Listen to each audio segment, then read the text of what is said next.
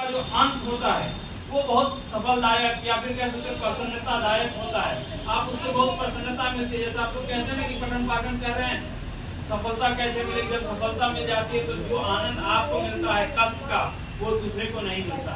इसलिए हम आपको महाराणा प्रताप की जयंती के अवसर पे इस बात को सीख लेके जाना है कि हम आपके जीवन में बहुत सारे पड़ाव आएंगे, बहुत सारी समस्याएं आएंगी।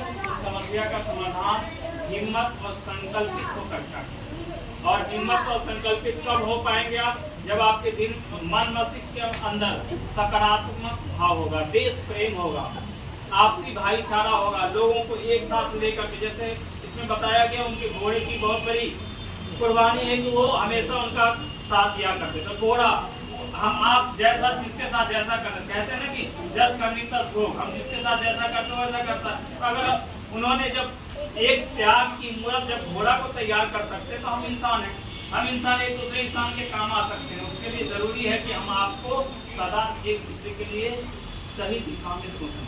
हम किसी का भला कर सकते हैं, बुरा करने का अधिकार भगवान ने, ईश्वर ने, अल्लाह ने किसी को नहीं दिया है कि हम किसी का बुरा करें। नहीं, हमको सबका भला करना है, प्रयास करना है कि हमसे सबको लाभ हो। किसी की समस्या हो रही, किसी से अगर हमसे कहीं गलती हो जाए तो पहले क्षमा मांगना है। क्षमा मांगने वाला बड़ा होता है और क्षमा देने वाला उससे भी बड़ा होता है। इसलिए कोशिश कीजिए कि अगर कुछ गलती कर रहे हैं तो पहले क्षमा मांगिए, ताकि सामने वाला व्यक्ति आपसे किसी के जीवन का कोई ठिकाना नहीं रहता। इस पल में आप सभी साथ में हैं, दूसरे पल में कौन किससे पिछड़ जाता है कोई जानता है? नहीं जानते। इसलिए जीवन के हर एक पल को, हर एक क्षण को प्रसन्नतादायक बनाइए, हर किसी के लिए रास्ता निकालिए, देखिए। और जीवन के विभिन्न पन्नों को जब उल्टेंगे तो आपको समझ में आएगा कि हमें सबको आपस में मिलजुल कर रहना है और अपने जीवन को प्रेरणा स्रोत बनाना है।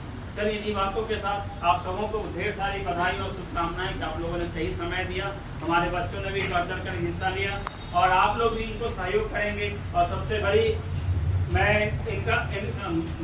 सबसे बड़ा शुक्रगुजार हूँ। इन्होंने ऐसा माहौल क्रिएट किया है, स्कूल के वातावरण को इतना अच्छा दिया है कि हमारे बच्चों को भी यहाँ कुछ करने में अच्छा लग रहा है और आप लोग को भी पठन पाठन से संबंधित होने में बहुत सहयोग मिल रहा है। मुझे उम्मीद करते हैं कि आप लोग पढ़ रहे होंगे, कुछ नया डेली सीख रहे होंगे।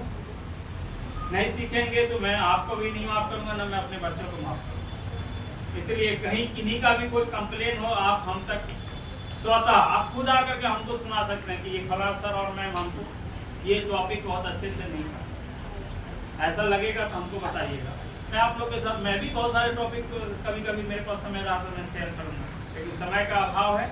कोशिश कीजिए कि आप लोग पढ़िए, पढ़ के आइए घर।